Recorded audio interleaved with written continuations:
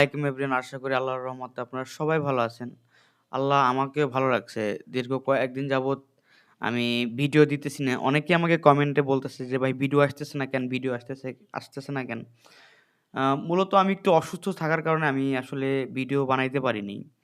আমি একটু অসুস্থ ছিলাম, যার কারণে আসলে ভিডিও করা হয় নাই।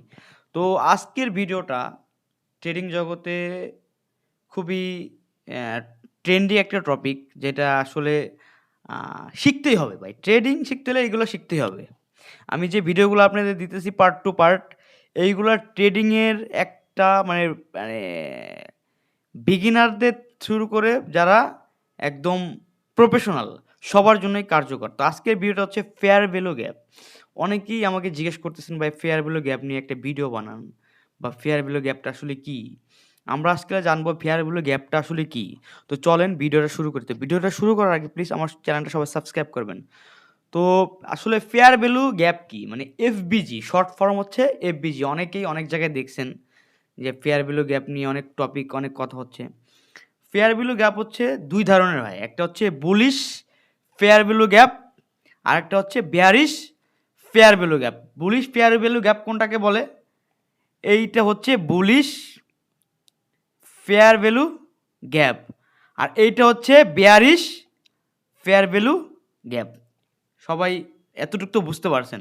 তো চলেন এখন আসেন মূল টপিকে। ফেয়ার ভ্যালু গ্যাপ আসলে কি? ফেয়ার ভ্যালু গ্যাপ আসলে কি? ফেয়ার ভ্যালু গ্যাপ হলো এমন একটা জায়গা যেখানে বায়ার্স আর সেলার্সের মধ্যে সমরঞ্জন ছিল না। মানে বায়ার্স আর সেলারের মধ্যে সমরঞ্জন কোনো হিসাবে এইখানে নেই। অর্থাৎ প্রাইস হঠাৎ একদিকে চলে গেছে, আর প্রাইস সেই জায়গায় ফিরে আসে না। যেমন এইখানে যেমন এইখানে একটা ফেয়ার ভ্যালু গ্যাপ বানাইছে, প্রাইস হঠাৎ করে নিচের দিকে চলে যাইতেছে। এটা হচ্ছে একটা ফেয়ার ভ্যালু গ্যাপ। এই যে এইটা হচ্ছে একটা ফেয়ার ভ্যালু গ্যাপ, প্রাইস হঠাৎ করে উপর দিকে যাইতেছে। সুতরাং সহজ করে যদি বলি, ধরেন প্রাইস ইমব্যালেন্স, যেখানে বড় ইনভেস্টমেন্টরা হঠাৎ বাই সেল করে প্রাইস মানে খুব দ্রুত উপরে বা নিচে নিয়ে যায়, বা যে কোনো একটা দিকে মানে মার্কেট মুভ নেয় হঠাৎ করে, ঠিক আছে? ফলে মাঝখানে একটা গ্যাপ জায়গা তৈরি হয়। যেমন এই যে এইখানটায় মার্কেট বড় একটা সেলার এখানে আসছে, মার্কেটের বড় একটা সেলার এখানে আসছে, আসার পরে মনে হয় এই ধাম করে মার্কেট একদম উপরে চলে গেছে। মার্কেট ধুম করে উপরে চলে গেছে, ঠিক আছে? মার্কেট ধুম করে উপরে চলে গেছে, একদম সরি নিচে চলে গেছে। তো নিচে যাওয়ার কারণে এইখানে একটা মার্কেট এইখানে একটা গ্যাপ রেখে গেছে, এইটুকের মধ্যে একটা গ্যাপ রেখে গেছে। এইটি হচ্ছে ফেয়ার ভ্যালু গ্যাপ। আমার কথা এতটুকু তো ক্লিয়ার, তাই না? এখন আসেন ফেয়ার ভ্যালু গ্যাপ কেন এত গুরুত্বপূর্ণ।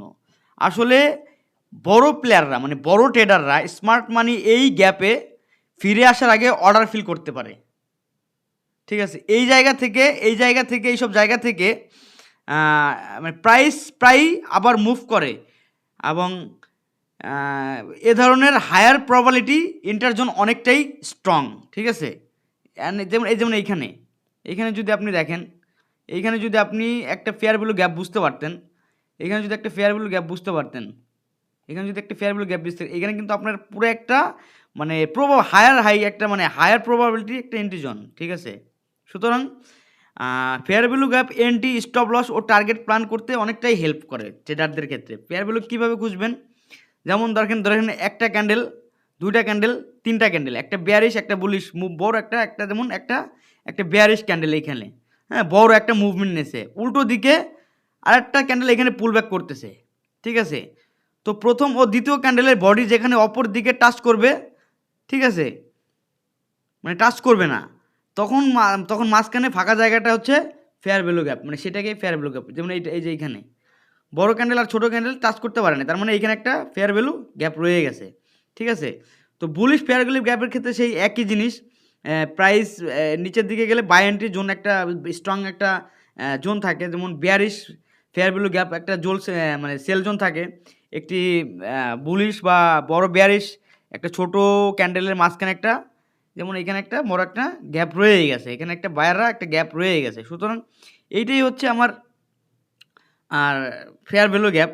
আর বিগ ক্যান্ডেল, যেমন এইখানে বিগ একটা ক্যান্ডেল বানাইছে, ধরেন এই যে একটা বিগ ক্যান্ডেল, এখানে একটা বিগ ক্যান্ডেল, এখানে একটা বিগ ক্যান্ডেল, হ্যাঁ এই বিগ ক্যান্ডেল হচ্ছে bearish first and fair value গ্যাপের মধ্যে স্মল বেয়ারিশ থার্ড কোনটা পড়ে, এই যে এটা হচ্ছে থার্ড ক্যান্ডেল পড়ে, যেটা হচ্ছে এফবিজির ফার্স্ট ক্যান্ডেলের লো থেকে থার্ড ক্যান্ডেল পর্যন্ত হাই পর্যন্ত যায়। এই জায়গা প্রাইস নর্মালে বাই নেওয়া যেতে পারে। তো ফেয়ার ভ্যালু বেশিরভাগ ফেয়ার ভ্যালু কোথায় বেশি কার্যকর? ব্রেক অফ স্ট্রাকচার, তো আগের ভিডিওতে আগে দেখিয়েছি ব্রেক অফ স্ট্রাকচার কি, আর liquidity graph, prime discount zone, order block, A+ set আপে ফেয়ার ভ্যালু গ্যাপ অনেক বেশি থাকে। হ্যাঁ, তো fair value gap plus imbalance পার্থক্য, ফেয়ার ভ্যালু গ্যাপস হচ্ছে আমার ইমব্যালেন্সের কত ক্যান্ডেল লাগে, দুই থেকে, যেমন এখানে 2 থেকে 3টে ক্যান্ডেলে আমার ফেয়ার ভ্যালু গ্যাপের ইমব্যালেন্স তৈরি হয়ে গেছে, যেমন একটা এন্ট্রি জোন, একটা সাপ্লাই জোন, একটা স্নাইপার, একটা পজিটিভ জোন আমি এখানে পেয়ে গেছি। তো আমি এইখান থেকে এন্ট্রি নিলে আমার এই পর্যন্ত প্রফিট আমি করতে পারতাম, এই পর্যন্ত, ঠিক আছে। তো এইটাই হচ্ছে শর্টকাটে আমি আপনাদের বুঝাইলাম ফেয়ার ভ্যালু গ্যাপ। বেশি বুঝাইতে গেলে আপনারা বুঝবেন না, কিন্তু আমি আরও ডিপলি কিছু ভিডিও দেবো। আমি শর্টকাট বোঝানোর জন্য জাস্ট আজকে পরিচয় করে দিলাম যে ফেয়ার ভ্যালু গ্যাপটা আসলে কী। তো ভালো থাকবেন, আসসালামু আলাইকুম, আমার চ্যানেলটা সাবস্ক্রাইব করবেন।